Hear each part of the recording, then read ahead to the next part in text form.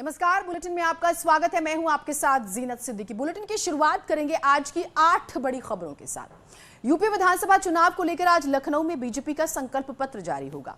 इस दौरान केंद्रीय गृह मंत्री अमित शाह, केंद्रीय सूचना प्रसारण मंत्री अनुराग ठाकुर समेत कई दिग्गज मौजूद रहेंगे। पीएम मोदी आज कई जिलों के मतदाताओं के साथ वर्चुअल माध्यम से भी जुड़ेंगे। बागपत में आज अमित शाह और स्मृति ईरानी की ताबड़तोड़ जनसभाएं भी होनी है। रक्षा मंत्री राजनाथ सिंह आज बुंदेलखंड में जनसभाएं करेंगे। सीएम योगी आज मथुरा और अलीगढ़ में बीजेपी प्रत्याशियों के लिए चुनाव प्रचार करेंगे। उधर अखिलेश यादव आज नामांकन के बाद पहली बार मैनपुरी के करहल से जनसभा करने वाले हैं। इसके अलावा बीएसपी अध्यक्ष मायावती अलीगढ़ में और ओवैसी सहारनपुर में रैली को संबोधित करेंगे।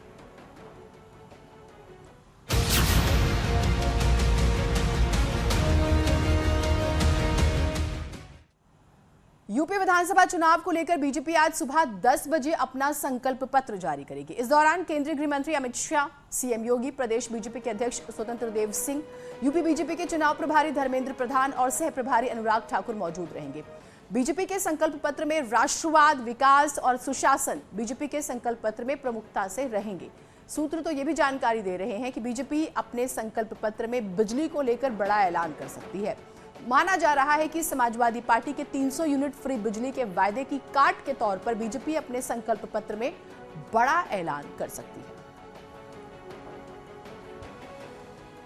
भारतीय जनता पार्टी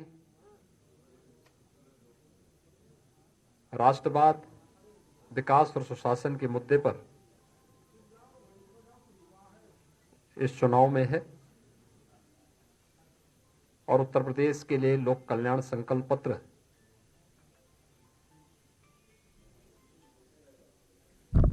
6 फरवरी को प्रदेश का जारी होगा। 212 संकल्प लिए थे हम लोगों ने उस समय, और इन 5 वर्षों में एक एक संकल्प को मंत्र मान करके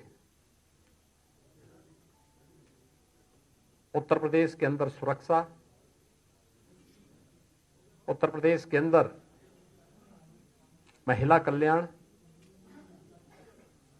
उत्तर प्रदेश के अंदर अन्नदाता किसानों की उन्नयन, नौजवानों के रोजगार, गांवों के और शहरी क्षेत्र के समग्र विकास, गरीबों के कल्याण और समग्र विकास की जो कार्य योजना जमीनी धरातल पर उतारने का कार्य किया है। और अब आपको बताते हैं कि बीजेपी के संकल्प पत्र में किन बातों पर जोर रहने की संभावनाएं हैं, ये हम आपको बताते हैं। किसान, मजदूर, युवाओं पर रह सकता है फोकस, क्योंकि इन दिनों ये चर्चा में भी है। उसके अलावा महिला सशक्तिकरण को लेकर कई बड़े ऐलान संभव है, क्योंकि सरकार कहती है कि उन्होंने सुरक्षित माहौल जो है प्रदेश में वो पैदा किया है। उसके बाद अगर हम बात करें, 300 यूनिट मुफ्त बिजली देने का ऐलान संभव है। अखिलेश यादव ने जब ये ऐलान किया उसके बाद चर्चा हुई और हुआ ये कि सरकार ने भी बिजली के बिलों में कटौती की थी रेट्स में, और उसके बाद संभावना है कि ये कुछ ऐलान हो सकता है। कानून व्यवस्था, महिला सुरक्षा पर फोकस संभव है, जिसका कि हमने शुरुआत में भी जिक्र किया। तो जो संकल्प पत्र बीजेपी लेकर आएगी उसमें क्या हो सकता है हम आपको बता रहे हैं।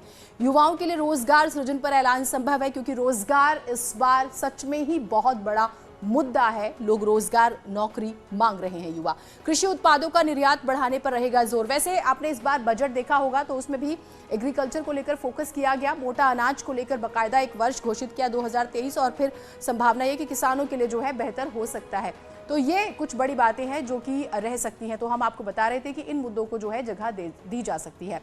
अब आपको बताते हैं कि 2017 में बीजेपी के संकल्प पत्र में किन मुद्दों को जगह दी गई थी, जिसकी वजह से लोगों ने भरोसा जताया और फिर प्रदेश में बीजेपी की प्रचंड बहुमत की सरकार बनती है। किसानों की फसली ऋण माफी, ये एक वायदा हुआ था, और उसके बाद गन्ना किसानों को पूरा भुगतान, ये वादा किया गया था मैनिफेस्टो में, जिसका हम जिक्र कर रहे हैं।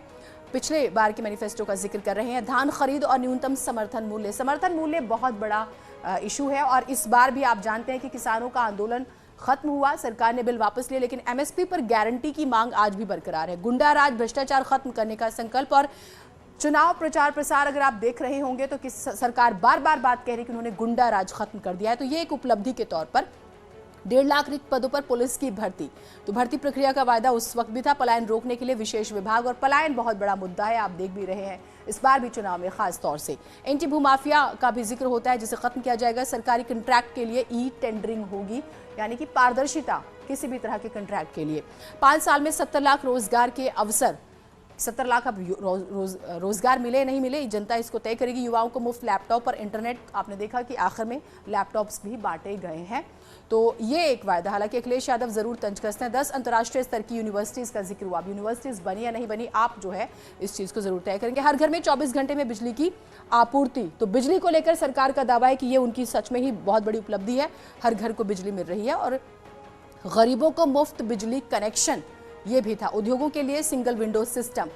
इन्वेस्टमेंट, आप इसे समझिए, इन्वेस्टमेंट इनवाइट किया प्रदेश गवर्नमेंट ने, और जो लॉज हैं उसे बहुत फ्लेक्सिबल बनाया गया, क्योंकि कोई भी उद्यमी जो है वो लॉज में, हम कानूनों की बात करें उसमें नरमी जरूर चाहता है। बेटी बचाओ बेटी पढ़ाओ अभियान, इसका जिक्र। हर जिले में 3 महिला पुलिस स्टेशन। ये वायदे थे पिछली बार के, जो हम आपको बता रहे हैं, जिस पर जनता ने भरोसा जताया। एंटी रोमियो स्क्वाड का गठन, सरकार जब सत्ता में आती है तभी इसका गठन हुआ था, खूब चर्चा हुई थी। अयोध्या में राम मंदिर निर्माण, सुप्रीम कोर्ट का फैसला जब आ जाता है उसके बाद मंदिर का निर्माण भी शुरू हुआ, आपने देखा। संकेत मिश्रा हमारे साथ, हमारे सहयोगी जुड़े हुए हैं। संकेत, हमने पिछले चुनाव का भी जो मैनिफेस्टो था वो दिखाया, और इस बार संभावनाएं जिसकी है जरा वो बताइएगा, फिर हम विपक्ष वाले पहलुओं पर जो सवाल हो रहे हैं उस पर भी बात करेंगे।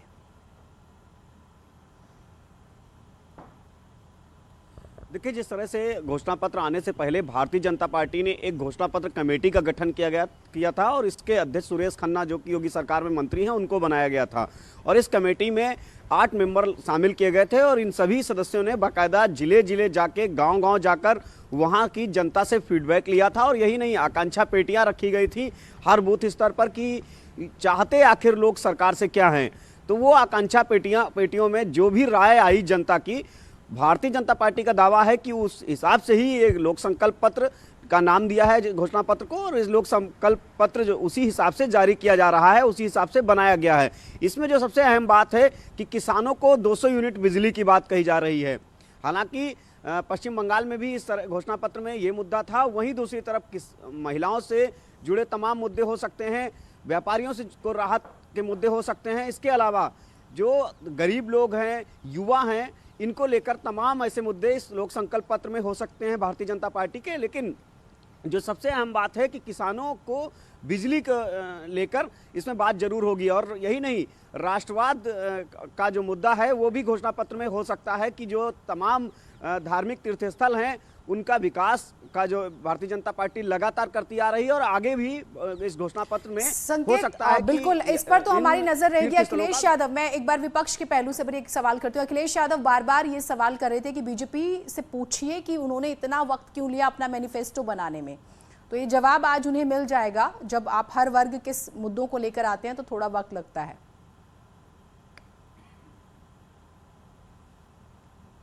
देखिए, जिस तरह से सपा मुखिया अखिलेश यादव ने पिछले दिनों भी कहा था कि पहले भारतीय जनता पार्टी अपना घोषणा पत्र लेके आए, उसके बाद हम अपना घोषणा पत्र लेके आएंगे। और यही नहीं, विपक्ष लगातार भारतीय जनता पार्टी को घेरने की कोशिशों में जुटा रहा, और खुद सपा मुखिया अखिलेश यादव ने तमाम तरह के सवाल खड़े किए थे। यही नहीं, जो पिछला भारतीय जनता पार्टी का घोषणा पत्र था, जो 212 बिंदु थे, उन पर भी सवाल उठाए थे कि ये कामकाज नहीं हुए। वहीं भारतीय जनता पार्टी सरकार का भी दावा है और संगठन का भी दावा है कि सभी बिंदुओं पर, जो 212 बिंदु 2017 के घोषणा पत्र में थे, उन सभी पर काम किया है सरकार ने, और जो वादे किए संकेत आपके पास लौटते एक बड़ी खबर आ रही है, वो अपने दर्शकों को बता दें। दरअसल अमित शाह का बिजनौर दौरा जो है वो रद्द हो गया। चांदपुर की रैली का हम जिक्र करेंगे, वो रद्द हो चुकी है। संकल्प पत्र की लॉन्चिंग में वो शामिल होंगे।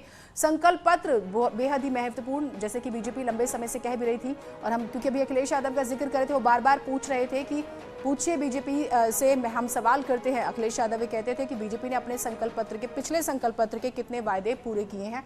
तो ये जो है वो लगातार कहते, तो बड़ी खबर यह आ रही है कि अमित शाह, क्योंकि देखिए पश्चिमी यूपी की कमान उन्होंने संभाली हुई है, तो उनका बिजनौर के चांदपुर का दौरा रद्द हो गया है, क्योंकि आज मैनिफेस्टो लॉन्च होना है। और वो अपने आप में, अब बीजेपी को अगर आप देख रहे हैं तो वो हर एक मौके को किसी बड़े इवेंट से कम नहीं रखती हैं। तो जो मैनिफेस्टो लॉन्च होगा उसके बाद लंबा समय लगेगा बताने का, सरकार की उपलब्धियां भी और प्लानिंग्स भी। तो ये बहुत महत्वपूर्ण है। और संकेत, ये बीजेपी का तरीका है, अगर हम इसे देखें ये बीजेपी का तरीका है। अब मैनिफेस्टो जारी करेंगे, वो भी किसी बड़े कार्यक्रम से कम नहीं होगा।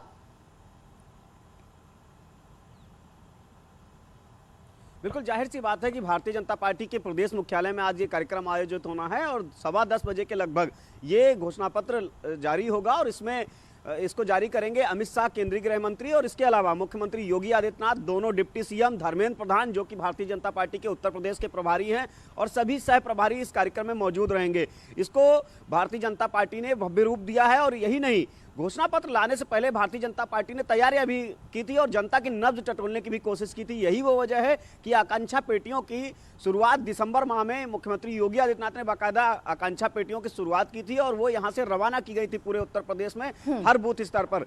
तो ऐसे में भारतीय जनता पार्टी जनता की नब्ज टटोल के जो जनता की राय है उसको लेकर आज घोषणा पत्र लेके आ रही है और इसमें किसानों से, व्यापारियों से, महिलाओं के स्वावलंबन, उनके आत्मसम्मान से जुड़े तमाम मुद्दे आज इस घोषणा पत्र में होंगे। ठीक, तो इन संकल्प पत्र में और क्या बड़ी बातें होंगी, अपडेट्स हम अपने दर्शकों को देते रहेंगे। बहुत शुक्रिया संकेत आपका तमाम जानकारियों के लिए। आज केंद्रीय मंत्री अमित शाह का हम जिक्र कर रहे थे और स्मृति ईरानी जो है वो भी प्रचार प्रसार पार्टी के लिए करेंगे, अपने प्रत्याशियों के समर्थन में वोट मांगेंगे। दोनों नेता सुबह 11 बजे जो है उनका कार्यक्रम है। स्मृति ईरानी का विशेष तौर पर, क्योंकि अमित शाह के कार्यक्रम को लेकर अभी जानकारी आई है कि कुछ तब्दीलियां होंगी उनके कार्यक्रम में और स्मृति ईरानी दो घट में जनसभा को संबोधित करेंगी। अमित शाह का अमरोहा जाने का भी कार्यक्रम है। अमरोहा में वो पार्टी प्रत्याशी के पक्ष में रैली करेंगे, जनता से वोट की अपील करेंगे। रक्षा मंत्री राजनाथ सिंह आज बुंदेलखंड दौरे पर रहेंगे। सुबह करीब 11 बजे वो हमीरपुर पहुंचेंगे। सुमेरपुर और राठ में जनसभा को संबोधित करने के बाद वो महोबा के लिए रवाना हो जाएंगे। दोपहर 3 बजे राजनाथ सिंह महोबा के कबरई पहुंचेंगे और जनसभा को संबोधित करेंगे। इसके बाद वो मतदाताओं से बीजेपी प्रत्याशियों के लिए वोट की अपील करेंगे। मुख्यमंत्री योगी आदित्यनाथ का भी जिक्र करेंगे। आज पूरे दिन वो एक्शन मोड में रहने वाले हैं। सबसे पहले सीएम योगी बीजेपी के संकल्प पत्र को जारी होने का जो कार्यक्रम बनाया गया है पूरा उसमें शामिल होंगे। उसके बाद सीएम योगी आज फिर से मथुरा के लिए रवाना होंगे। मांड विधानसभा क्षेत्र के टेटी गांव में जनसभा को वो संबोधित करेंगे। साथ ही बीजेपी प्रत्याशी के समर्थन में वोट की अपील करेंगे। उसके बाद सीएम योगी अलीगढ़ पहुंचेंगे और पार्टी उम्मीदवारों के पक्ष में जनसभा करेंगे।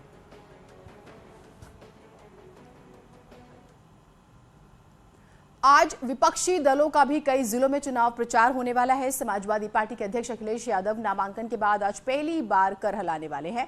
गठबंधन में उनके सहयोगी जयंत चौधरी की बात करें तो वो शामली में जनसभाएं करेंगे, तो बीएसपी अध्यक्ष मायावती अलीगढ़ में जनसभा को संबोधित करेंगी।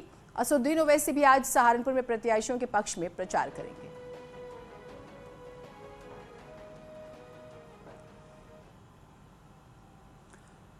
एक छोटा सा ब्रेक ले रहे हैं, कहीं मत जाइएगा।